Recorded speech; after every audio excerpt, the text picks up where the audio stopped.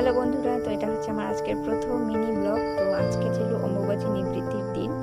তো আজকের দিনে প্রায় সমস্ত কাজ করতে হয়, মানে বাড়িঘর পরিষ্কার করে হাঁড়ি করে মেজে তারপর রান্নাবাটি করতে হয়। তো পুজো দিতে হবে তার মাঝখানে আবার। তো আমি উনুনটাকে মুছে নেব প্রথমে।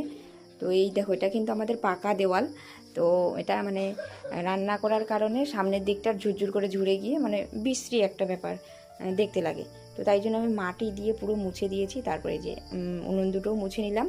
মুছে নেওয়ার পর বারান্দা টারান্দা সব পরিষ্কার করে সারাদিনে আমি কি কি করছি সেগুলি তোমাদের সাথে আজকে শেয়ার করব। আমার ভিডিওটি তোমাদের যদি ভালো লেগে থাকে অবশ্যই কিন্তু একটা লাইক, একটা কমেন্ট পারলে শেয়ার করে দিও। তো তারপরে যে মেয়েকে নিয়ে আসলাম স্কুল থেকে, মানে আমাদের বাড়ির থেকে স্কুলটা মোটামুটি দূরেই, কিন্তু যেহেতু সবসময় টোটো পাওয়া যায় না তাই জন্য সাইকেলে করে নিয়ে আসতে হয়। নিয়ে আসার পর একটুখানি ফানি ভিডিওর জন্য করে নিলাম আর কি একটু। তো তারপরে যে যত বাসন ছিল সব পরিষ্কার করে নিয়ে স্নান টান সেরে আবার পুজো দিতে হবে, সেগুলোই তোমাদের সাথে শেয়ার করছি। তারপর স্নান সেরে নিয়ে এই যে আমগুলোকে কেটে নিচ্ছি।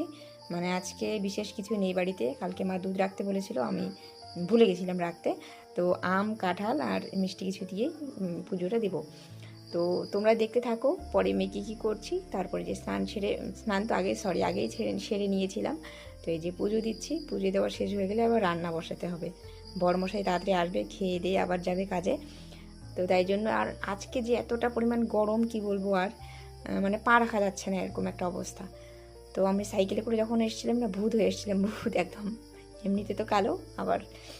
তো এই যে পুজো দেওয়া শেষ, তারপর খেতে বসে গেলাম। মানে সব কিছুর সমস্ত কাজ কমপ্লিট করে রান্নাবাড়ি করে এখন খেতে বসে গেলাম। কী কী রান্না করেছি সেটা অবশ্যই শেয়ার করছি তোমাদের সাথে।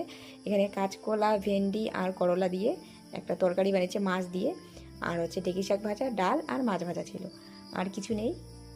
তারপরে দিকে কিন্তু বিকেল হয়ে এলো, যে আমার ছাগলগুলোকে নিয়ে আসতে হবে, ওখানে বেঁধে রেখেছি। তো ছাগল টাগল নিয়ে এসে সন্ধ্যাবাতি দেওয়ার টাইমও হয়ে যাচ্ছে। আমি এসে দেখি আমার ছেলে তখনও পর্যন্ত এই যে খেলা করছে, দেখো ওর একটা দাদার সাথে তখনও খেলা করছে গাড়ি নিয়ে। আমি বললাম যে খেলতে হবে না, আর তাড়াতাড়ি ঘরে আসো। তো তারপর চাটা সেরে এই যে ওদেরকে একটু পড়তে বসিয়ে দিলাম। তো আমার এই ছোট্ট ভিডিওটি কেমন লাগলো অবশ্যই জানাবে, আর অবশ্যই অনেক অনেক ভালোবাসা। তো আমি সবার পাশে